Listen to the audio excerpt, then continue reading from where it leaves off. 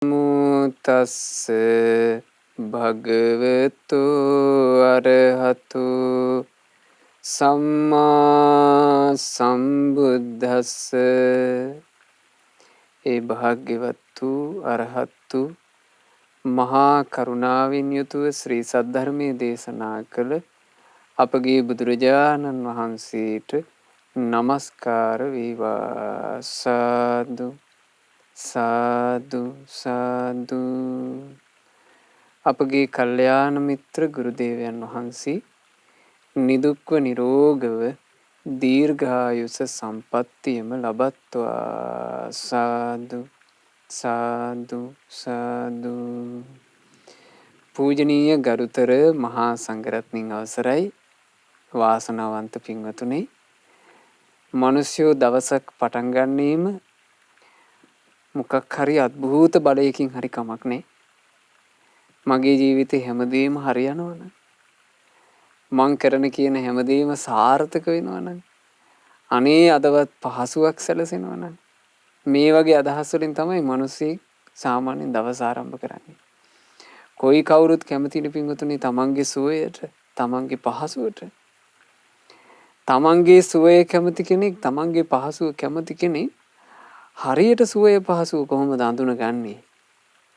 එයාට කවුද හරියටම සුව පහසුව ගැන කියා දෙන්නේ? ඒක ලොකු ප්‍රශ්නයක්.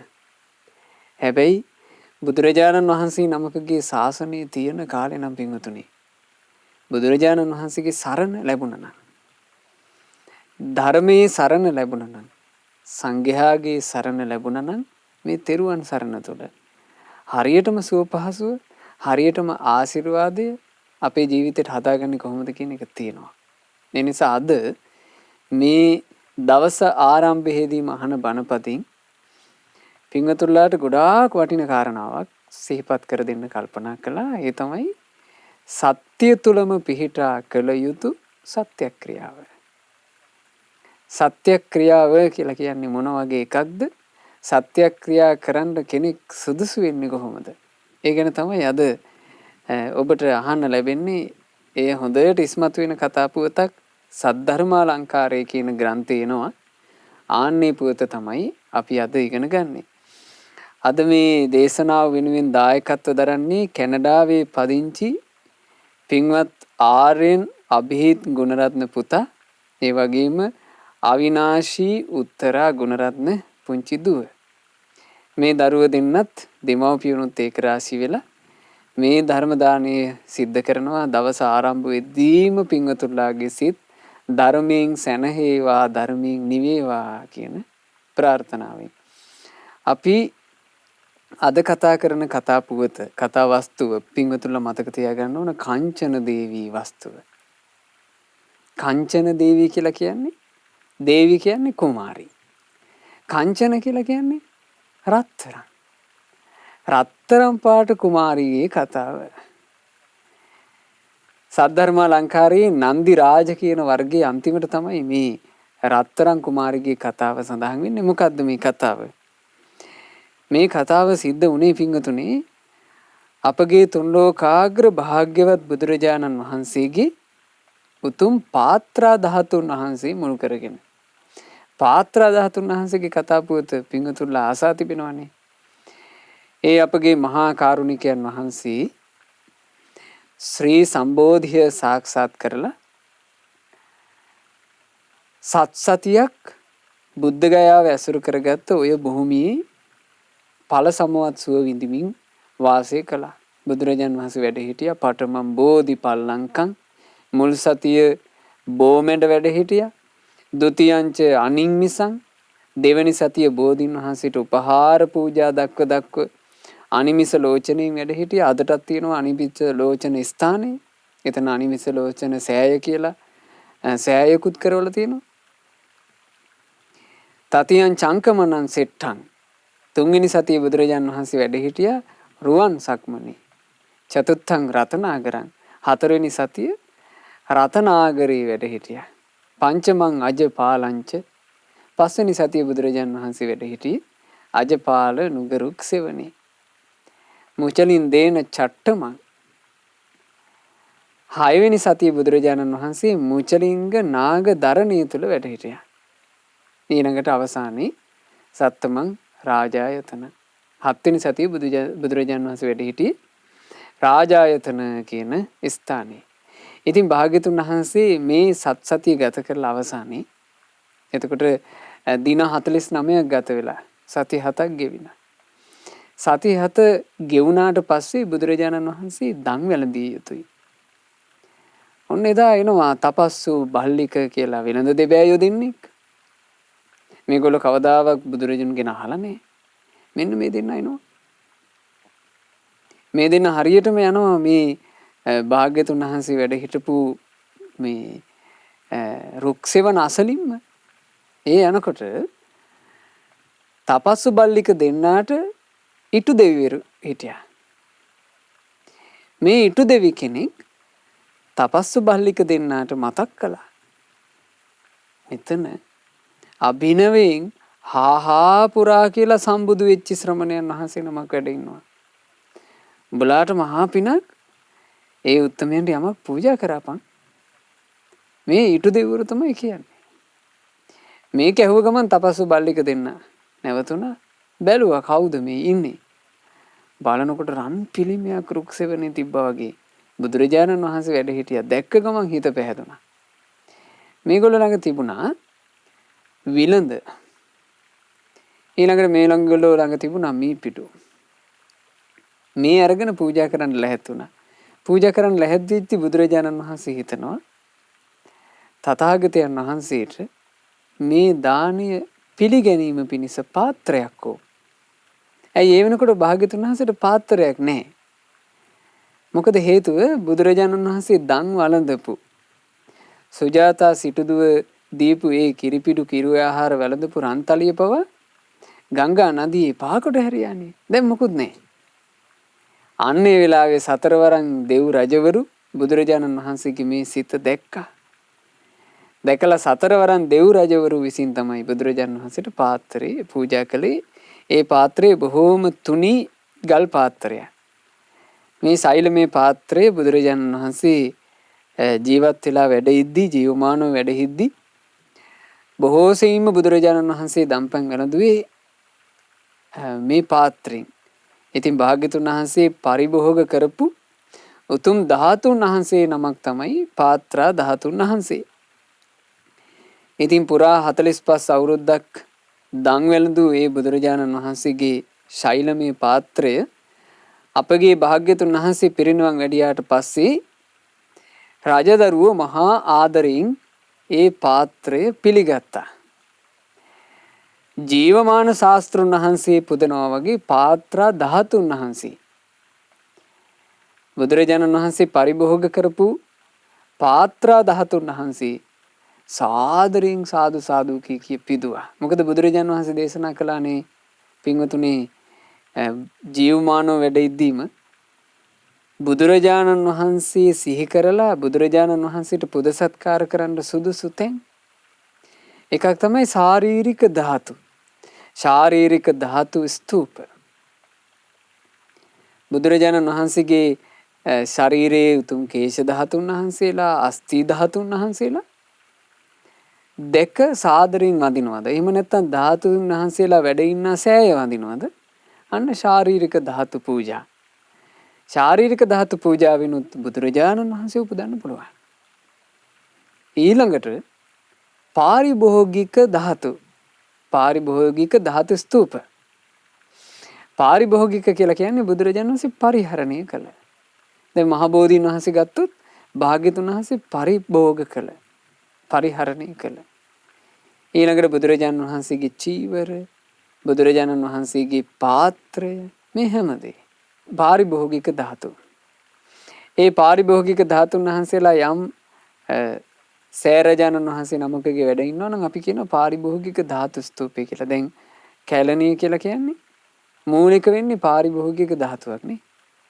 කැලණියේ භාග්‍යතුන් වහන්සේගේ මිනි පළඟ ධාතුන් වහන්සේ වැඩ ඉන්නවා. ඊළඟට කැලණියෙම තියෙනවා බුදුරජාණන් වහන්සේ මේ කැලණියට ලංකාවට වැඩම කරපු වෙලාවේ බුදුරජාණන් වහන්සේ පැම් පහසුණා. අන්නේ නානකඩේ. එය තැන්පත් වෙලා තියෙනවා. ඉතින් මේ වගේ බුදුරජාණන් වහන්සේ පරිභෝග කරපු ධාතුන් වහන්සේලා ඇසුරු කරන් බුදුරජාණන් වහන්සේ උපදන්න පුළුවන්. ඊළඟ උද්දේශික කියලා කිව්වේ භාග්‍යතුන් වහන්සේ උදෙසා පිළිම වහන්සේලා. තවත් යම් යම් සටහන් බුදුරජාණන් වහන්සේ වෙනුවෙන් කරපුවා තියෙන්නේ. අන්න ඒවට කියන්නේ උද්දේශික මහා විහාර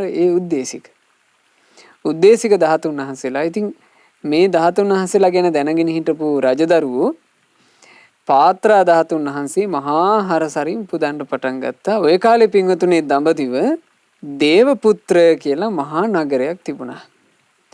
ওই නගරේ තමයි මේ පාත්‍රා ධාතුන් වහන්සේ වැඩ හිටියේ. ඉතින් මේ පාත්‍රා ධාතුන් වහන්සේ උදෙසා දේවපුත්‍ර නගරයේ රජවරු පාත්‍ර මහා පූජා කියලා විශාල පූජාවක් සිද්ධ කරනවා. ඒ පාත්‍ර මහා පූජාවේදී කරන්නේ රන් රිදී මුතුමැණික් ආදී සත්‍රුවණින් අලංකාර කරපු අලංකාර රථයක බොහොම සුන්දර විදිහට රණින් කැටයම් කරපු කණුවක් මුදුනේ මුතු කුඩයක් යට පාත්‍රා ධාතුන් වහන්සේ වඩා හිඳවනවා. මහා සත්කාර සහිතව. ඊට පස්සේ අලංකාරව සරසපු සුදු ඇත්තු 4 දිනක් ලව අර කරත්තේ ඇදගෙන යනවා. එතකොට ඒ කරත්තේ ඇදගෙන යද්දී මනරම් මණ්ඩපේ පාත්‍ර ධාතුන් වහන්සේ වැඩ ඉන්නේ හැටි ජනයාට දැක ගන්න පුළුවන්. ඉතින් මිනිස්සු මහා පිං කරගන්න කාලයක් ඔය. පාත්‍ර මහා ධාතු පූජාව සිද්ධ කරනකොට සත් දවසක් පුරාවටම පෙරහැර පවත්වනවා. මේ පෙරහැර අවසන් වෙන්නේ තුන්යන් රාත්‍රියේම බණක් කියවලා. ඉතින් ඔන්න මේ පාත්‍ර මහා ධාතු පූජාවක් සිද්ධ වෙච්චි කාලෙක උන එක්තරා සිදුවීමක් තමයි මෙහි කියවෙන්නේ. ඔන්න අලංකාර පාත්‍ර මහා පූජෝත්සවයේ තිබුණා. මේ පූජෝත්සවය ඒ වතාවේ මේ සිද්ධිය වෙන වතාවේ සෑහෙන උත්කර්ෂවත් විදිහට තිබිලා තියෙනවා. ඉතින් මේ උත්කර්ෂවත් භාවය නිසා දඹදිව නොයේක් ජනපද වලින් මහා ජනකාය මේ දේවපුත්‍ර නගරයට එකතු වුණා. මේකට මිනිස්සු විතරක් නෙමෙයි යාවේ පින්වතුනි. මනුස්ස වෙස් අරගෙන දිව්‍ය නාගයෝත් ආවා. නාගයන්ගේ ඉන්නෝනේ දිව්‍ය නාග කියලා කොටස. ඒ දිව්‍ය නාග පිරිස නාවේසේ අත්තරලා මනුස්ස වෙස් අරන් එනවා. ඊළඟට දිව්‍ය ගුරුලෝත් මේ උත්සවය බලන්න ආවා. ඊළඟට යක්ෂයෝත් වෙස් මාරු කරගෙන මිනිස්සු වගේ ආවා. නොයෙකුත් රාක්ෂසයෝත් මිනිස් වෙස් අරගෙන ආවා. සිද්ධ විද්‍යාදරයෝත් මිනිස් වෙස් අරගෙන ආවා. දැන් දෙවිවරුත් අහසේ ඇවිල්ලා මේක බලනවා. දෙවිවරු වෙස් වලාගෙන ආවේ නැහැ. අනිත් අය හැමෝම මේ වෙස් වලාගෙන තමයි ආවේ. ඉතින් ඉදා ඔන්න පාත්‍ර මහා පූජෝත්සවය දින 7 පුරා පැවතිලා මේ 7 වෙනි දවසේ 7 වෙනි දවසේ රැලි වෙනකල් බණ අහන්ට දෙවඟනක් වගේ ඊටාම ලස්සන තරුණ ගෑනු ළමෙක් ඇවිත් හිටියා. හරිම හැඩකාරයි. දෙවඟන වගේ ලස්සනම ලස්සනයි. එයාත් ඇවිල්ලා හිටියා බණ අහන්ට. ඇය බණ අහන්න ඇවිල්ලා දැන් බණ පටන් ගන්නකම් එක තැනක වාඩිලා ඉන්නකොට මෙන්න මනුස්ස වේසින් හිටපු නාග රාජයෙකුට ඇයව දකින්න ලැබුණා. ඇයව දැක්ක ගමන් අර මනුස්ස වේසින් හිටපු නා රජාට ඈ ගැන හිත ගියා. හිත ගිහිල්ලා හිට ඈ ළඟට කිට්ටු වුණා. කිට්ටු වෙලා ඉතින් කෙඳිරි ගග තමුන්නේ ආසාව කිව්වා. මං ඔයයිට කැමතියි. ඔයයි මගේ බිරිඳා වෙනවද කියලා දැන් මෙහෙම කිව්වා. මෙහෙම කියනකොට මේ දැරිවියට මේක හරි කරදරයක්. මේ තරුණියට ඒක හරි කරදරයක්. මොකද ඇය ඇවිල්ලා ඉන්නේ බණ අහන්න. ඇය මේ වෙලාවේ ටිකක් මේ අකමැත්ත පෙන්නලා මූණ පොඩ්ඩක් අකුළු වල ඇය කිව්වා අනේ මොන කරදරයක්ද මේ? මොකද්ද මේ වදේ? මම මේ ආවේ මගේ පාඩුවේ බණපදයක් අහලා යන්න. මොකද්ද මේ මට වද දෙන්නේ? මං ඔයාට කැමති නෑ. පැත්තකට වෙන්න කිව්වා. මෙහෙම කිව් ගමන් නාග රජෙක් නෙමෙයි ඉන්නේ. මේ නා රජා කිපුණා. කිපිලා නා රජා කල්පනා කළා මේකේ තියෙන ආඩම්බරකම මං උගන්වන්නම් පාඩම. මං කවුද කියලා නොදැනයි මේ කියලා. මේ නා රජා තමුන් ඉන්නේ කොතනද මොකද්ද කියලා අමතකුණා. නා රජා ඒ මොහොතේම නාවේසිය පෙන්눔 කළා. නාවෙසේ පෙන්නුම් කරපු ගමන් මේ ගෑනු ළමයා දැනගත්තා මේ නාගයෙක් ඉඳලා තියෙන්නේ. හැබැයි ඒ බණ අහලා තියෙන කෙනෙක්. ඒ නිසා එයා දන්නවා මේවා 아무තු දේවල් නෙවෙයි මේ ලෝකේ. එහෙම නාග කොට්ටාසයක් ඉන්නවා වෙස්මාරු කරගන්න පුළුවන්. එහෙනම් වෙස්සලාගත්ත ණයකුයි මේ ආවේ. එතකොටම මේ නාරජා ඈ බලාගෙන ඉඳි කෝපයෙන් යුක්තව විසදුමක් පිට කළා. ඒ විසදුම පිට කරනකොට මම දැනගත්ත දැන් නම් තමන්ගේ ජීවිතේට අනතුරක් වෙන්නයි යන්නේ. දැන් මේ දුමක් කොහොම එළියට එනවා. සාමාන්‍යයෙන් බලන්න පින්වතුනි මෙහෙම එකක් වුණොත් එහෙම ගොඩාක් වෙලාවට අපි උත්සාහ කරන්නේ අපේ කය රැකගෙන පැනලා දුවන්න නේද? අපේ මේ විසදුම පිට කළා මේ මොකයි මේ වෙන්න යන්නේ කියලා අපි දුවන්න උත්සාහ කරනවානේ. අපේ ජීවිතේට කවුරු හරි හානියක් කරන්න ආවත් අපි නැගිටලා දුවන්න උත්සාහ කරනවා. අපි ගොඩාක් උත්සාහ කරන්නේ කය රකින්න. මේ ඇඟ රැක ගන්න ඕන. මේ ශරීරය රකින්න ඕන කියලා අපි මහන්සි වෙනවා. කොච්චර මහන්සි වුණා පින්වතුනි මේ ශරීරේ අපි දාලා යන එක නේද? මේ ශරීරය අපි රැකගෙන හිටියත් යම් දවසක මේ ශරීරය අපි දාලා නෙමෙයිද යන්නේ? දාලාමයි යන්නේ. මේ ශරීරය අරන් යන්න බෑ. අරන් යා නොහැකි මේ ශරීරය අපි රැකගන්න කොච්චර උත්සාහ කරනවද? අපේ ජීවිතේට උපද්‍රවයක් කෙනකොට අපි ඉක්මනින් බලන්නේ අපේ ඇඟ බේරගන්න. බේරගත යුත්තේ ඇඟ නෙමෙයි හිත. බේරගත යුත්තේ මොකද්ද? හිත බේරාගත යුතුයි, හිත රැකගත යුතුයි, හිත ආරක්ෂා කරගත යුතුයි. බලන්න මේ තරුණ දුවට මේක වැටහුණානේ. මේ දුව කල්පනා කළා දැන් මට මේ මොකක් හරි නැස්පැත්තියක් කරන්න යන්නේ මේ ණයා. මම දැන් මගේ හිත රකින්න ඕන. ඇස් දෙක පියාගත්තා. වෙන ඕන එකක් මේ ඇඟට වෙච්ච දෙයක්. මම මගේ හිත රකින්නවා. බුද්ධ රත්නයට මගේ ජීවිතේ පූජා වේවා. ධර්ම රත්නයට මගේ ජීවිතේ පූජා වේවා. සංඝ රත්නයට මගේ ජීවිතේ පූජා වේවා කියලා තිරුවනට ජීවිතේ පූජා කළා. මේ උපද්‍රවාදී එනකොට ජීවිත කතාව ඇතුලේ අපිට පුළුවන් නම් පින්වතුනි මෙන්න මේ අදහස හොඳට හිතට කාවද්දගෙන තියාගන්න. රැකගත යුතු වටිනාම දේ සිතයි කියලා. නැත්තම් අපි කලබල වෙච්ච ගමන් වෙන්නේ පින්වතුනි මේ ඇඟක් රැකගන්න වෙන කලබලෙත් එක්ක හිතට මක්ක වෙනවද කියලා අපිට අමතකයි. හිතේ කේන්ති උපදිනවා, හිතේ බය උපදිනවා, හිතේ කලබලය උපදිනවා, හිතේ ඇවිස්සීම උපදිනවා. හිත මහා පිස්සුවක අපි ඇඟ රැකගන්න එහෙ මෙහෙ දුවනවා. අවසානයේ කොහොමත් වෙනසෙන ඇඟ වෙනසින්නේ හිතත් වනසාගෙනයි. ඒ නිසා ගොඩාක් සැලකිලිමත් විය යුත්තේ අපි අපේ හිත ගැනනේ. මේ තරුණ දුවට මේ හැඟීම තිබුණා. ඒ නිසා මම ඇඟට ඕන එකක් වෙච්ච දින් කියලා ස්පියා ගත්තා. හොඳට තෙරුවනට ජීවිතේ පූජා කරලා ඒ ගැනම සිහි කර කර වාසය කළා. අර ඇඟින් දුම් පිට කළාට මේ නාගයාට නාගයාගේ දුමට බැරි වුණා. ඇගේ ශරීරෙට මුකුත් කරන්න. බලන්න හිතක හයිය. සාමාන්‍යයෙන් ඒ විසින් මිනිස්සුක මරන්න පුළුවන්. හැබැයි නාගයා පිට කරපු විසින් ඒ තරුණ දුවට මුකුත් උනේ නැහැ.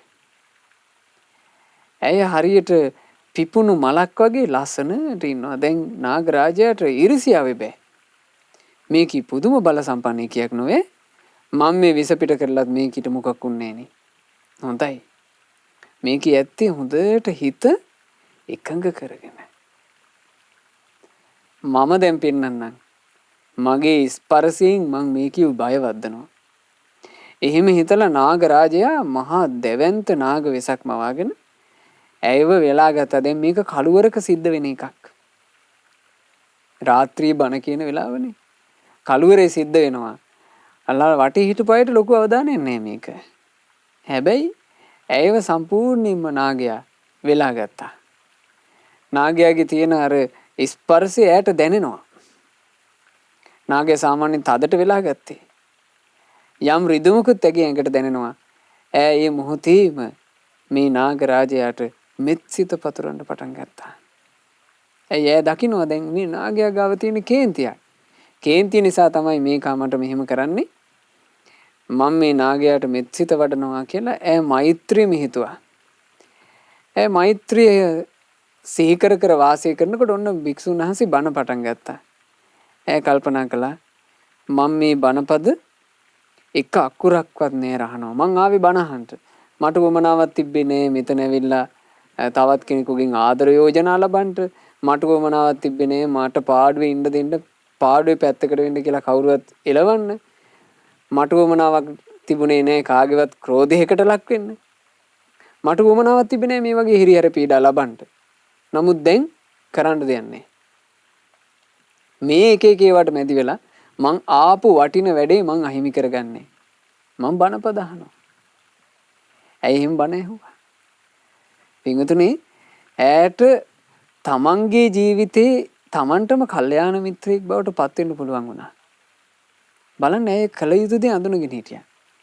දැන් අපි අපේ ජීවිතේ මහා සෑ රජාණන් වහන්සේලා සම්මුඛේ මහා වන්දනා කරලා තිනවා. අපි මේ වන්දනාදී කරගත්තේ කල්යාණ මිත්‍රෙක් නිසා. ඒ වන්දනා කරනකොට එකපාර වැහි කඩා වැටුණා. හෝ ගාලා වැස්සා. ඒ වර්ෂාය දැහැලෙනකොට අපිට කල්යාණ මිත්‍රයෙක් හිටපු නිසා ඒ කල්යාණ මිත්‍රයාගේ උපදෙස් මත මහා වැසි ඇදහැළුණත් අපි කරන්න ගියපු වැඩේ අපි නැවැත්තුවේ නෑ. අපි වන්දනා කළා. බුදුරජුන් වඳින එක, බුදුරජුන් පුදන එක, බුදු ගුණ ගායන එක අපි නැවැත්තුවේ නෑ. වැහි ඇදහැළුණා. අපේ සිවුරු තෙමුණා. අපට සීතල දැනුණා. හැබැයි අපේ වන්දනාව නැවතුන්නේ. එතකොට බලන්න ඒ කල්යාණ මිත්‍ර ඇසුරකින් ලැබෙන මහිමේ මම මේ කිව්වේ. ඇයට මේ තරුණ දුවට පුළුවන් වුණා තමන්ට මේ කල්යාණ මිත්‍ර ඇසුර එහෙම නැත්නම් ඒ කල්යාණ මිත්‍රයෙක්ගෙන් ලැබෙන ආශිර්වාදي තමන්ටම උපද්ද ගන්න. ඇය කල්පනා කළා මං ආවේ බණ අහන්න. මම මේ අනිත් එකක්වත් බලාපොරොත්තු වෙච්ච දේවල් නෙවෙයි මෙව ඇති වැඩකුත් නේ. මං ඒ නිසා බණ පද ටික අහනවා කියලා ඇය බණ ඇහුවා. බලන්න රැයක් කෙලි වෙනකන් ඇය බණ අහනවා. රැයක් කෙලි වෙනකන් අර නාගයා ඇය කෙරෙහි ක්‍රෝධයෙන් ඇව වෙලාගෙන ඉන්නවා. දෙන්නේ දෙකක් කළා. මේ තරුණ දුව හොඳට බණ ඇහුවා. නාගයා එළි වෙනකන් ක්‍රෝධයෙන් හිටියා. දැන් එළිය වැටීගෙන එනවා. එළිය වැටීගෙන එනකොට මේ ඉන්න බණපද අහන්න ආපු හැමෝම දැක්කා අර මහා නාගයා කුමාරියව වෙලාගෙන ඉන්නවා. මිනිස්සු ළඟ හිටපු මිනිස්සු ඉක්මනට පස්සට ගියා. මහා ජනකාය වට වුණා. බණ ඉවර වුණා විතරයි. මේ දැරිවිත් ඇස් දෙක ඇරියා. ඇස් දෙක අරිනකොට අනිත් මිනිස්සු කම්බලට අත්‍යාගෙන බලාගෙන ඉන්නවා. එක මිනිසෙක් වැඩිහිටි මිනිසෙක් ඇයගෙන් ඇහුවා අනේ දුවේ ඇයි මේ දුවට මේ නාගයා කරදර කරන්නේ? ඇයි දුවේ මේ නාගයා ඔයාව වෙලාගෙන? එතකොට ඇය කිව්වා අනේ මාමණ්ඩි මේ නාගයා මට නරක යෝජනාවක් කළා. මම මේ බණ අහන්න ආපු කෙනෙක්. මේකා මට නරක යෝජනාවක් කළා. මං ඒක ප්‍රතික්ෂේප කළා. මං ඔයාට කැමති නෑ මං ආවේ බණ අහන්නයි කියලා මං කිව්වා. අනේ ඊට පස්සේ මට දුමකින් කරදර කරන්න පටන් ගත්තා. ඉතින් ඒ වෙලාවේ ඉඳලා තමයි මට මේ කරදර ඔක්කොම ටික මේ නාගයා කරන්න උත්සාහ කරන්නේ. මට තේරෙන්නේ නෑ ඇයි මොහු මේක තේරුම් ගන්නේ නැත්තේ කියලා. නමුත් මට දැන් බේරෙන්න තියෙන්නේ සත්‍යක්‍රියාව විතරයි. දැන් ඒ කියනවා. දැන් මට බේරෙන්න තියෙන්නේ සත්‍යක්‍රියාව විතරයි. මේ මාව වෙලාගෙන ඉන්න නාගයා මේක තේරුම් ගන්නෑ. ඒ නිසා මා සත්‍යක්‍රියා කරනවා කියලා ඇය සත්‍යක්‍රියාවක් කළා. බලන්න. මං මනුස්ස ලෝකේ උපන්දා සිට මේ අද වෙනකල් බාල බ්‍රහ්මචාරීව හෙවත් කුමරි බඹසර රැකගෙනමයි හිටියේ. මම මේ වෙනකොටත් කුඹරි බඹසර පිරිසිදුව රැක්ක කෙනෙක්. මේ සත්‍ය බලයෙන් මේ නාරජු වහාම දරණ වලින් මාව නිදහස් කරත්වා. ඇය සත්‍යක්‍රියා කළා. ඇය එතකොට කුමරි බඹසර රැකපු තරුණ දුවක්. කුමරි බඹසරය කියලා කියන්නේ නොකිලිටි බඹසර. සාමාන්‍යයෙන් මිනිස්සු බඹසර ආරක්ෂා කරන්න පටන් ගන්නකොට බඹසරේ වටිනාකම ගැන අහන්න ලැබෙනකොට ගොඩක් වෙලාවට බඹසර සිඳගෙන. හැබැයි කුමරි බඹසරය කියලා කියන්නේ මොකද්ද? ඒක කිලිටි වෙලා නැහැ. ඒක නොකිලිටි. කාම දාහය රාග 10 හට ගන්න කාලෙවත් ඒ බඹසර කිලිටි කරගෙන නැහැ. අන්න ඒකට කියනවා කුමරි බඹසර, කුමර බඹසර. දැන් ගෑනු කෙනෙක් නම් ඒක ආරක්ෂා කරන්නේ ස්ත්‍රියගේ බඹසර කුමරි බඹසර. ඊළඟට පුරුෂයාගේ බඹසර කුමර බඹසර. ඊළඟට ඇය කියනවා ඒ වගේම මං ඊටාම ආදර ගෞරවයෙන් බණ අහද්දි මේ නා රජුරෝ මගේ හිත රාගයට පොළඹවා ගන්නට නොයි කරුණු කිව්වා.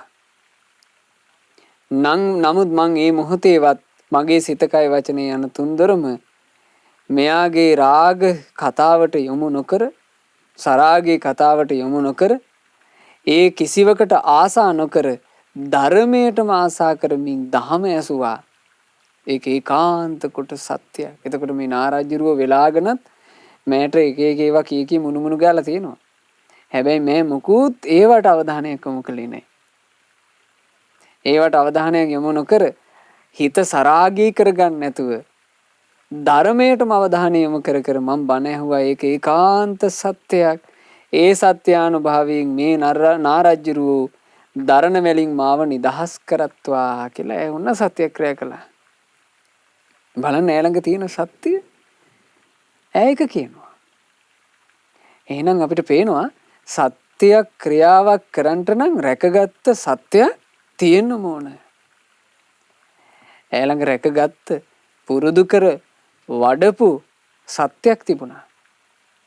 ඒ සත්‍ය ක්‍රියා කරනවා. ඒ වගේම තමුන්නේ වචනයට නම්මාගත නොහැකි තැනේදී මේ නාරජ්ජුරුව ක්‍රෝධයෙන් දිලිහි මා වෙත විසදුම් පිට කරද්දී පවා මම මේ නාරජ්ජුරුව ගැන කෝපසිතක් ඇති කරගත්තේ නෑ. මම මේ නාරජුට මෙත්සිතම පැතුරුවා කියන්නේ ඒකාන්ත සත්‍යයක්. මාව නසන්ට ආපු කෙනාටත් මා මෙත්සිත පැතුරුවා කියන්නේ සත්‍යයක්. මේ සත්‍ය ආනුභාව බලයෙන් නාරජ්ජුරුව මාව දරණ වලින් නිදහස් කරත්වා කියලා තුන්වෙනි සත්‍යක්‍රියාවත් කළා. ඊළඟට ඇය කියනවා මම බණ අහද්දී ධර්මයේ කෙරෙහි ආදර ගෞරවයෙන් යුක්තවමයි බණ ඇහුවේ. මේ වටේ පිටේ මොනවා වුණත් ධර්මයේ ගැන තියෙන ආදර ගෞරවය මට චුට්ටක්වත් හානි වුණේ නැහැ. ඒක සත්‍යයක්. ඒ සත්‍ය ක්‍රියාවේ සත්‍ය අනුහස් බෙලින් මේ නාරජුරෝ මාව දරණ වලින් මුදත්තා. ඇයි එහෙම සත්‍ය ක්‍රියා කළා? බලන්න පින්වතුනේ අමාරු දේවල් මේනි. ඒකෙන් අපිට තේරෙනවා සත්‍ය පුරුදු කිරීම අමාරුයි. දුෂ්කරයි. වෙහෙස කරයි. හැබැයි සැපයි. සත්‍ය පුරුදු කළාම වෙහෙසක් අරගෙන උනන් ඒක හරි සැපයි. තමන් ගැනම තමන්ට කියන්න සතුටුයි. තමන් ගැන තමන්ම කියනකොට තමන්ට සැප උපදිනවා. මට ද්වේෂ කරන කෙනාට මං මෙත්සිත පැතුරුවා කියලා කියන්නේ ඒක සැප නැන්ද? සැප සහගතයි. අර මනුස්සයා මට මෙහෙම කිව්වා මං ඔහුට මෙහෙම කිව්වා කියලා අපි කියනකොට ඒක ප්‍රණීතයිද? ඒක ප්‍රණීත නෑ. මට ගහන්න ආපු කෙනාටත් මට බයින්න ආපු කෙනාටත් මට වින කටින්න ආපු කෙනාටත් මං මෙත්සිත පැතුරුවා කියන එක කොයිතරම් ප්‍රණීතද? කොයිතරම් සැපසහගතද? ඉතින් ඈ කියනවා මේ විදිහටත් ඒ වගේම මෙවන් විසඝෝර භයානක නාගරාජෙක් මගේ මුළු ශරීරයම දරණ වලින් වෙලාගෙන හිස මත පෙනයක් කොට මාව බය කර සිටිද්දීත් මේ තුන්යන් රාත්‍රී මුළුල්ලේ මං කිසිම බයක් නැතිව බණ පටන් ගත් තැන් පටන් අවසන් වෙන තුරුම අකුරෙන් අකුර පදයෙන් පදයේ ඉවත නොහෙලා හිත එකඟ කරගෙනම බණ ඇහුවා. මේක ඒකාන්ත සත්‍යයක්. මේ සත්‍යයේ බලයෙන් නාරජ්ජුරුව දරණ වලින් මාව නිදහස් කරත්වා කියලා මේ තරුණ දුව හඬ නගලා මේක කිව්වා. ඇයි හොඳට තෙරුවන් සරණ ගිහිල්ලා හිටපු තෙරුවනේ ආනුභාවය ගැන හැඟීමක් තිබුණු. ගුණධර්ම වඩන්ට ආසාවක් තිබුණු. බණ අහන්න ආසාවක් තිබුණු කෙනෙක්. බලන්න තමන්ගේ දරුවන්ට ආදරය කරන දෙමව්පියෝ දිය යුත්තේ මොකද්ද? තෙරුවන් සරණමයි. තෙරුවන් සරණමයි දිය යුත්තේ. බලන්න තෙරුවන් සරණ තුල වැඩිච්චි තරුණ දුව කොච්චර ශක්තිමත් වෙලාද? ඔය ශක්තිය දෙන්න පුළුවන් ද දරුවෙකුට වෙන විෂයක් උගන්නලා? කවදාවත් බෑ. තමුන්ගේ ජීවිතේ රැකගත යුත්තේ මොකක්ද කියන හැඟීම දෙන්න පුළුවන් ද අම්මා තාත්තා කෙනෙකුට වෙන විශයක් ගන්නලා. ඇයව තෙරුවන් සරණට යොමු කරපු ඒ අම්මා තාත්තා නිසා ඇය තරුණ වයසට එනකොට රැකගත යුත්තේ මොකක්ද කියන හොඳට දන්නවා. හැම එකකින්ම හිත රැක්කනේ. ඇය බණ අහන්න ආවේ කියන අදහසේ හිටියා. මට වැදගත් දේ බණ අහන එකයි. ඒ නිසා මේ බණ අහන්න ආපු තැන්වල මට එක එකව වැඩක් නෑ. ඒක දන්නවා. ඒ නිසා අර නාරජෙක් දැන් ওই නාරජා මනුස්ස වෙස් ගන්නකොට වේශයක් ගන්න නෑනේ කැතට කැතේ. ওই නාරජා අනිවාර්යෙන් ලස්සන කඩවසම් වේශයක් අරගෙන ඉන්න ඇත්තේ. කඩවසම් තරුණයෙක් තමන්ගේ ළඟට ඇවිල්ලා යෝජනා කරද්දිත් ඇගේ හිතේ ඒකට නැඹුරුන්නේ නැහැ. ඇයි හේතුව? ඇය පැමිණ සිටින්නේ ගෞරවයෙන් බණ අහන්න. දැන් අද සමහරලාවට පන්සල් වලට වේවා විහාරස්ථාන වලට වේවා අසපු වලට වේවා සමහරලාවට තරුණිය එකතු වෙනවා. එකතු වෙන්නේ බණ අහන්න නෙමෙයි. සමහරලාවට තමන්ගේ පෙම්වතිය හොයාගෙන එනවා එතෙන්ද. එක්ක පෙම්වතා හොයාගෙන එනවා එතෙන්ද. එක එක ඒවාට තමයි එතෙන් එන්නේ. සෑරජානන් වහන්සේ වඳින්න යන්නේ සෑරජානන් වහන්සේ කෙරෙහි භක්ති ප්‍රේමයකින් නෙමෙයි. සමහරවිට ජෝඩු වෙලා දෙන්න ඇවිදින්න යනවා සෑමලුවට. ගිහිල්ලා සෑමලුවේම කෙලවරක මෙන්න දෙන්න තුරුලිලා. අද එහෙම දකින්න ලැබෙන්නේ නැන්ද? එතකොට මේ තරුණිය කොච්චර ලස්සනට තමන්ගේ ජීවිතේ ගොඩ නගාගෙනද? පාරිශුද්ධ බඹසරක් රැකලා තරුණ වයසට එනකොටත් ඒ බඹසර කෙලිටි වෙලානේ. ඇයට හොඳට මෙත්සිත සවිමත් මෙත්සිතක් තියෙනවා. කල යුත්තේ අඳුනනවා. මේ විදිහට සත්‍යක්‍රියා පහක් කළා. මේ සත්‍යක්‍රියා පහ කරලා ඉවර වෙනකොට මේ නාරජිරුවන්ට බැරුව ගියා මේ දරණ වැල එහෙම්ම තියාගෙන ඉන්න. සත්‍යක්‍රියාවේ මහා හාස්කමින් ආනුභාවයෙන් නාරජිරුව ඉක්මන් කරලා තමුන්ගේ වෙලුන් ටික ලිහා දැම්මා. වෙලුන් ලිහලා ඒ මොහොතේ දැන් මහා ජනකායක් බලාගෙන මෙතන. ඒ මොහොතේම නාරජිරුව අමුතු වේශයක් ගත්ත කියනවා. තමන්ගේ ශරීරයේ පෙනගොබ 100ක් මවා ගත්තා. පෙනගොබ 100 මවාගෙන ඒ පෙනගොබ මත ඊටාම ගෞරව පෙරදරිව මේ කුමාරිකාව තැබුවා. නාග මෙනවියන් පිරිවරාගෙන ඒ දැරිවිව පැන් වලින් නාවා උදක පූජා නමින් විශේෂ ගෞරවයක් දැක්වුවා මේ නාරජුට. මොකද මේ නාරජුට මහා පසුතැවීමක් ආවා. අපේ මේ වගේ ගුණවන්ත ස්ත්‍රියකට මේ වගේ ගුණවන්ත තරුණියකට තමයි මම මේ නොහොබුණා වැඩේ කරලා තියෙන්නේ. එතකොට මේ මොහොතේ ඒ දේවපුත්‍ර නගරේ හිටපු මිනිස්සු 18 කෝටියක් තරම් මහා ධනස්කන්ධයක් එකතු වෙන තරම් මේ දැරිවිට පුද සත්කාර කළා. මිනිසුන්ගේ හිත පැහැදුනා. මිනිස්සු තියෙන දේවල් මේ දැරිවිට දුන්නා තෑගි භෝග විදියට. අවසානයේ කොච්චර ධනයක් එකතු වුණාද කියන්නේ 18 කෝටියක්. එච්චර සල්ලි එකතු වුණා. එතකොට මේ කුමාරිකාව මොනවා හිතන්නේ නැද්ද? ඒ ධනෙට යට වෙන්නේ නැද්ද? හරි දක්ෂ තැනැත්තිය. මේ මොහොතේ හිතුව මෙහෙම මම මේ හැම එකකින්ම බේරුනේ මං ආරක්ෂා කරන කුමරි බඹසර නිසා. මට බඹසර කැමැත්ත නොතිබුණා නම් තෙරුවනට පොරොන්දු වෙලා මම බඹසර ආරක්ෂා කරමින් නොසිටියා නම් මම මේ නාරජාගේ යෝජනාවට කැමති වෙන්න තිබුණා. ඒ කැමති වුණා නම් නාරජාත් එක්ක මේ මුකුළු කර ඉන්න එකට හිත යනවා. අවසානයේ බණ අහන එක අහිමි වෙන්න තිබුණා. බලන්න හිතපු දුර මං ආපු අරමුණ මට අමතක වෙන්න තිබුණා. නාරජාත් එක්ක එක පෙම්දත් බස් දොඩ එළි වෙනකන් කියපු බණපද මට අහගන්න බැරුව යන්න තිබුණා. මට ඒ කොම දේවල් අහිමි වෙනවා කුමරි බඹසර නොතිබුණා නම්. මගේ බඹසරට ඇති කැමැත්ත නිසාම මං නාරජු කරපු ලාමක යෝජනාවට කැමති වුණේත් නැහැ. බඹසරට තිබුණු විශේෂ කැමැත්ත නිසාම මම බණ අහන අරමුණෙන් පිට වෙන අරමුණකට හිත ගත්තේත් නැහැ. ක්‍රෝධයක් කේන්තියක් ඇති කරගත්තේත් නැහැ. කෑකොස්සන් ගහන්න හැදුවේත් නැහැ. නොවෙනස් වූ හිතකින් මම බණපද අහලා අවසානයේ මම මේ 18 කෝටියක් ධනස්කන්ධයට හිමිකාරියක් බවට පත් වුණා. එහෙමනම් මම ජීවිත කාලෙම බඹසර ආරක්ෂා කරනවා. බඹසර නම් කඩා ගන්නෑ කියලා ඈ ජීවිත කාලෙම බඹසර රකින්නවා කියලා අදිස්ථාන කරගත්තා. ඉතින් ඒ තරුණිය එදා පටන් බොහොම ලොකු අදිස්ථානයකින් තමන්ගේ බඹසර ආරක්ෂා කළා. කාලයක් යනකොට මේ කුමාරිකාව අසනීපයක් හැදිලා මරණයටපත් වුණා. ඒ මරණයටපත් වෙනකොට බලන්න ඈ රැස් කරගෙන තියෙන පින විසින් ඈව මෙහෙවන හැටි. ඇගේ පින්බලෙන් ඇය දේවපුත්‍ර නගරයේ දේවපුත්‍ර රජුරුවන්ගේ අග්‍ර මහේසිකාවගේ කුසීම උපන්නා. එයා මිය පරලෝ ගිහිල්ලා මේ දේවපුත්‍ර කියන නගරයේම ඒ දේවපුත්‍ර කියන මහරජුරුවන්ගේ අගමහිසි කුසේ රජ කුලයේ උපන්නා. රජ කුලයෙන් ඉපදිලා ඒ අම්මගේ කුසේ පිළිසිඳගෙන ඈ යම් දවසක අම්මාගේ කුසින් එළියට බිහි වෙනවද? මව් කුසින් එළියට එන ඒ චූටි සිඟිති දුව හරියට රන් පිළිමයක් වගේ. රණින් කරපු බබෙක් වගේ. හරි ලස්සනයි. රත්තරන් පාටයි. රත්තරන් පාට නිසා නම තිබුවා මොකද්ද? කාංචන දේවී.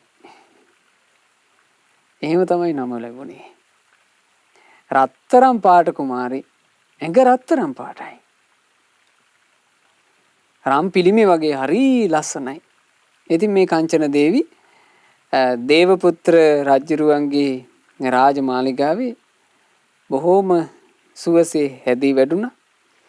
ඒ කලින් ආත්මයටත් වඩා ගොඩාක් ලස්සනයි. දෙව්ලොවින් බිමට බැස්සා වගේ තරුණ වයසට එනකොට. හරි හැඩකාර තරුණ දුවක්. කාංචන දේවි කුමාරී කියලා ඒ කාලේ හරියට ප්‍රසිද්ධ වෙලා තිනවා. ඉතින් මේ කාංචන දේවි කුමාරිටත් අර කලින් ජීවිතේ පුරුද්ද එහෙම තියෙනවා. මොකද්ද බඹසර රැකින්න ඕන කියන හිත. ඈ කුමරි බඹසර හොඳට ආරක්ෂා කළා. යවුන් වියට වෙනකොට ඇයට භික්ෂුණීන් වහන්සේලා ඇසුරු කරන්න ලැබුණා. බුදුරජාණන් වහන්සේගේ සද්ධර්මය අහනකොට ඇගේ හිත නිකා මේ පැත්තට යොමු වුණා. ඉතින් මේවා තමයි පින්වතුනි පින් කිරීමේ තියෙන ආනිසංස. පින් කිරීමේ තියෙන ආනිසංස මේවා. පින ගැන වර්ණනා කරනකොට දේශනාවේ තියෙනවා පුඤ්ඤානි කරිත්වාන සග්ගා සග්ගං වජಂತಿ කත පුඤ්ඤා. තමන් පින් රැස් කර ගැනීම නිසා ඒ පිනේ ආනුභාවයෙන් පින් කරපු තැනැත්තා සුගතියෙන් සුගතිය රැකෙනවා. මේක තමයි පිනක තියෙන ආනුභාවය. අපේ ජීවිතවලට වෙන්න තියෙන ලොකු අනතුරක් පින්වතුනි මේ ඉපදෙමින් මැරෙමින් යන ගමනේ දුගතිය වැටීම. දුගතියක වැටුනොත් එමයි ලේසින් ගොඩ එන්නේ නැහැ. නිරේ උපන්න සත්වයා ගැන තිරිසන් ලෝකේ උපන්න සත්වයා ගැන බුදුරජාණන් වහන්සේම වදාළනේ. නිරේ තිරිසන් ලෝකේ උපන්න කෙනෙක් යලි මනුස්ස ලෝකේ උපදිනවා කියන එක කන කැස් බෑවෙක් වියසිතුරෙන් අහස බලනවටත් වඩා දුර්ලභයි කියලා. ඒකයි. අහිමි වෙන අවස්ථා. හරි ඉක්මනට අහිමිලා යන අවස්ථා. මේ බණපද අහා හිටියත් අපි මෙතනින් මැරිලා නිරේ උපන්නොත් එහෙම ආයේ මේ කොච්චර අවුරුදු ගානකට බණපදයක් අහන්න නොලැබෙවිද? අවුරුදු කෝටි ප්‍රකෝටි ගණන් බණ අහන්න ලැබෙන්නේ නැහැ.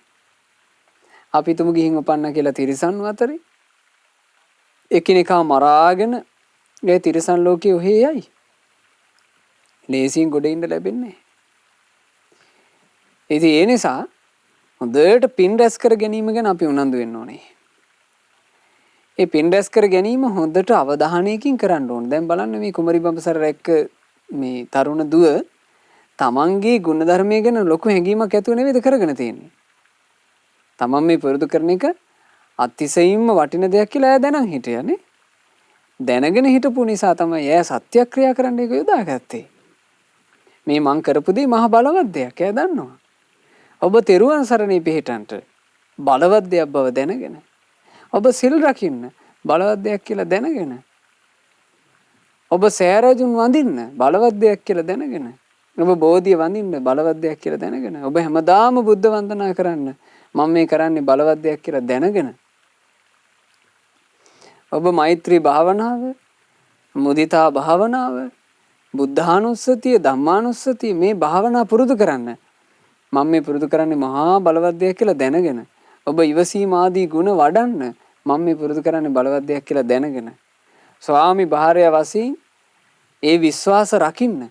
මම බිරිඳක් වෙච්ච දවසේ ඉඳලා මම ස්වාමියාගේ මේ ස්වාමියාට අවිශ්වාස එහෙම නැත්නම් ස්වාමියාගේ විශ්වාසය කඩ කරන කිසි දෙයක් මං කරලා නැහැ. හිතකින්වත්. අන්න එහෙම තමන් ගැන අභිමානයක් ඇති කරගන්න පුළුවන් විදිහට වටිනාකම දැනගෙන ගුණ රකින්න. ස්වාමි පුරුෂයෙක් නම් බිරිඳගේ විශ්වාසය රකින්න. ඒකේ වටිනාකම දැනගෙන. තරුණ දූලා පුතාලා ඉගෙන ගන්න වයසේ දරුවෝ දෙමව්පියෝ තියලා තියෙන විශ්වාසය රකින්න. වටිනකි දෙයක් කියලා දැනගෙන. ඉතින් එහෙමයි අපි ජීවිත ගොඩනගන්න ඕනේ. බලන්න එහෙම ගොඩනගා ගන්න ජීවිතේට පින විසින් උපද්දලා දෙන සැපය. මේ කාංචන දේවී කුමාරී තරුණ වයසේදීම දේවපුත්‍ර කියන තමන්ගේ පිය රජුරුවන්ගෙන් අවසර අරගත්තා. අවසර අරගෙන බුද්ධ ශාසනය පැවිදි වුණා. ඊටාම කෙටි කාලෙකින් පටිසම්භිදාලාභී අරහත් උත්තමාවියක් බවට පත් වුණා. ඒ උත්තමාවි ඒ කාලේ බුද්ධ ශාසනය බොහෝ සෙයින් එකලු කරන්ට අපකැප වුණා කියලා මේ සද්ධර්ම අලංකාරයේ ග්‍රන්ථයේ අන්තර්ගත වෙනවා. ඒ නිසා පින්වතුනි හොඳට මේ කාංචන දේවී කතා වස්තුව තමන්ගේ හිතේ රඳව ගන්න. ඒ නිතර සිහි කරන්න. හොඳට හිත ඇතුළට අදහසක් දාගන්න. අපේ ජීවිතේ වටිනාම දේ තමයි අපේ අභ්‍යන්තරයේ තියෙන රැකවරණය. බාහිර මේ කය රකින්නවා කියන එක ඒකත් යම් සීමාවකට අපි කරගන්න ඕන. මොකද මේ කයත් එක්කනේ අපි ජීවිතය ගත කරන්නේ. නමුත් මේ කය කොච්චර ඔට්ටු වෙලා රැක්කත්, කොච්චර ආරස්සා සංවිධානය කරගෙන රැක්කත්, කය කියන්නේ අත්හැරලා දාලා යන්න වෙන එක. නිසා වඩාත්ම වැදගත් දේ කය රකින්න එක නෙමෙයි. වඩාත්ම වැදගත් හිත රකින්න එකයි. සමුද්දට අදහසක් දාගන්න පින්වතුනි මම්මගේ හිත රකින්නවා. හිතට හානියක් වෙන්න මං ඉඩ තියන්නේ. මගේ හිතට කාටවත් මං හානි කරන්න දෙන්නේ. දැන් ඇඟට කාටවත් මං හානි කරන්න දෙන්නේ කියලා අපිට ඇඟ රකින්න පුළුවන්ද? බෑ. අපිට වඩා ප්‍රබලයෙක් ආපු ගමන් අපේ ඇඟට හානි කරන්න පුළුවන්. පිරිසකට ඇවිල්ලා අපේ ඇඟට හානි කරන්න පුළුවන්. තිරිසන් සත්තුන්ට බව අපේ ඇඟට හානි කරන්න පුළුවන්. මහා ලොකු ප්‍රබලත්වයක් උන්නේ පුංචි මధుරයකට පුළුවන් අපිට හානි කරන්න. චූටිම චූටි ඇහැට පේන්නේ නැති වෛරස් එකකට බැයිද අපිට හානි කරන්න පුළුවන්. හැබැයි හිතට හානි කරනවා කියන එක කාටවත් බාහිර ඉඳලා කරන්න බෑ. හිතට හානි කරන්න පුළුවන් තමන් අදක්ෂ නම්. තව කෙනෙකුට පුළුවන්ද බල අපේ දේශය කියන එක අවසන්? එයාට පේන්නේ අපේ දේශේ කොච්චර ඇවිස්සුනාද, අපිට කොච්චර දේශේ වැඩිලාද. ඒවා එයාට පේන්නේ. එයා ඒවා දකින්නේ අපේ ඉරියව්වලින්. මං ගානට ඇවිස්සුවා කියලා ඇතැම්ම කියනවා. ඇයි හේතුව? දැන් මේ කිපිලා රතු වෙලා බැනගෙන එනකොට එයාට තේරෙනවා හරි මගේ වැඩේ හරි ගියා කියලා. ඒ නිසා කිසිම අයුරකින් තමන්ගේ අභ්‍යන්තරය ඇවිස්සෙන්න දෙන්න එපා. මේක ගොඩාක් වැදගත් එකක් ජීවිතේට. අපේ ජීවිතවල පිංගුතුනි අපි හැමදාම ඉන්න අය නෙමෙයි. අපි මේ ජීවත් වෙන ජීවිතේ වුණත් අපිට පේනවා උපද්‍රව බහුලයි. අනපේක්ෂිත විදිහේ ප්‍රශ්න බොහෝමයකට අපිට මේ මුහුණ දෙන්න සිද්ධ වෙමින් තියෙනවා. අපි දන්නේ නැහැ මේ ප්‍රශ්න කොයි ආකාරයකින් කෙලවර වෙනවද කියලා. ඒ කොහොම වුණත් අපේ වටිනම දේ අපිට වැදගත්ම දේ තමයි අපේ සිත ආරක්ෂා කරගෙන ඉඳීම. ඒ නිසා දවස ආරම්භ වෙන මොහොතේම උන්ට මේක හිතට අරගන්න. තමුන්ගේ හිත ආරක්ෂා කරලා දෙන එක තමුන්ගේ මව් කරලා දෙන්නේ නැහැ.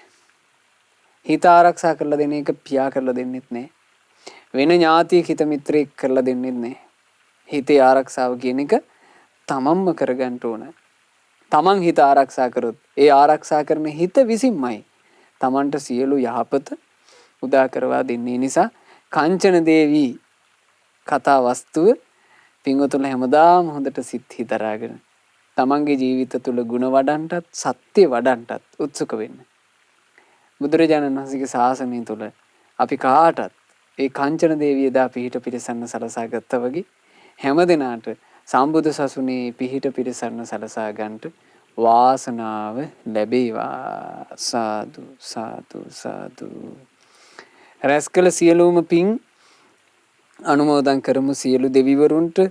සග්දෙවිඳු ප්‍රධාන අල්පේ ශාක්‍ය මහේශාක්‍ය ලෝකපාලක සියලු දෙවි දේවතාවුන් සාදරයෙන් පින් අනුමෝදන් වෙත්වා. අපගේ ඉෂ්ඨකාමී දෙවියෝද පින් අනුමෝදන් වෙත්වා. පින් අනුමෝදන් වන දෙවියෝ දිව්‍ය සැපින් වැඩෙත්වා. දිව්‍ය ආශ්චර්යෙන් වැඩෙත්වා. ඒ දෙවියෝ අප හැමදෙනාවම ආරක්ෂා කරත්වා. සාදු සාදු සාදු. අපගේ ගුරු දේවෝත්තම පරම පූජනීය පින්වත් ලොකු ස්වාමීන් වහන්සේට පින් අනුමෝදන්ව ගුරු දේවයන් වහන්සේ නිදුක්ව නිරෝගව දීර්ඝායුෂ සම්පන්නියම ලබත්වා. සාදු සාදු සාදු. මහමෙවුනා වාසී රටලෝක වාසී සිල්ගුණ පුරණ මහා සංගරුවනත් පින්වත් අනගාരികා මෑණිවරු සිල් මෑණිවරුත් පැවිදි අපේක්ෂාවෙන් සිටිනා වූ ඒ පින්වත් දරුවෝ හැමදෙනාද පින් අනුමෝදන්ව ගෞතම සාසනයේම ධර්මාවබෝධයෙන් සැනසේවා. සාදු සාදු සාදු. අද ධර්ම දානයන් සිදු කළ ඒ පින්වත් ගුණරත්න පවුලේ හැමදෙනාගේ නමිනුත් කුමාරගේ පවුලේ හැමදෙනාගේ නමිනුත් මේ යන්ට යෙදුණු සියලු ඥාති සමූහයා පින් අනුමෝදන්ව ඥාතීන්ගේ පරලොව ජීවිතේ සැපයටම පත් වේවා. අපගේ ඥාතීන් ඉක්මන් භවයකදීම සංසාර දුකින් අත් මිදේවා කියන ප්‍රාර්ථනාවෙන් පින් අනුමෝදන් කරන්න. අද මේ ධර්ම දානය සිද්ධ කළේ කැනඩාවේ පදිංචි පින්වත් ආර්යන් අභිහිත් ගුණරත්න පුතා, ඒ වගේම අවිනාශී උත්තරා ගුණරත්න පුංචි දුව ඇතුළු දෙමාපියෝ.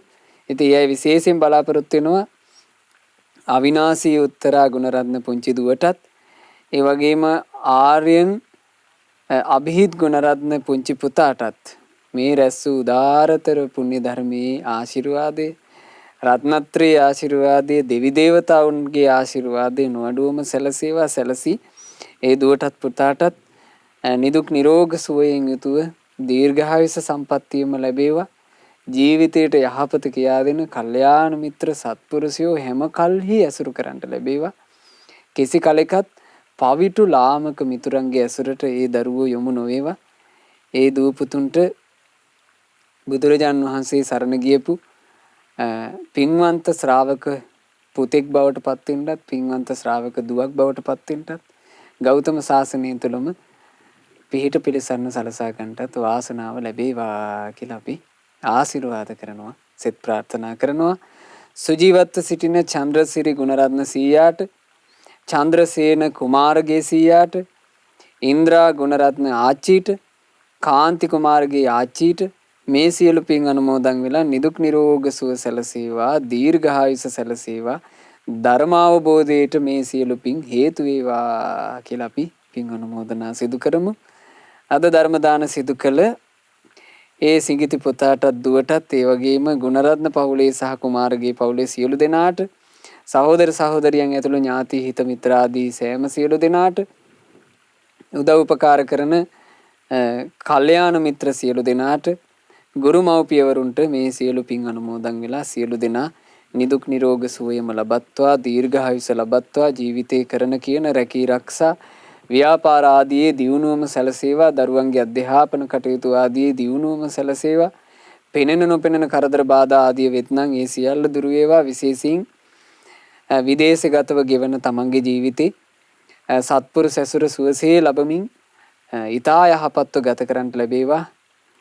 පින්වතුන්ලා හැමදෙනාට ධර්ම දාන සිදු කරපු පින්වතුන්ලාට, ශ්‍රද්ධා මාසික ධර්ම දාන සමාජික පින්වතුන්ලාට මේ ධර්ම දානයන් ඔබ වෙත ලබා දෙනකොට විශාල කැපකිරීම කරන ශ්‍රද්ධා රූපවාහිනී කාර්ය මණ්ඩලයේ සියලු දෙනාට, සුපින්වත් ඔබ හැම දෙනාට මේ සියලු පින් අනුමෝදන්ව ගෞතම සාසනය තුලම ධර්මාවබෝධ කරන්ට වාසනාව ලැබේවා.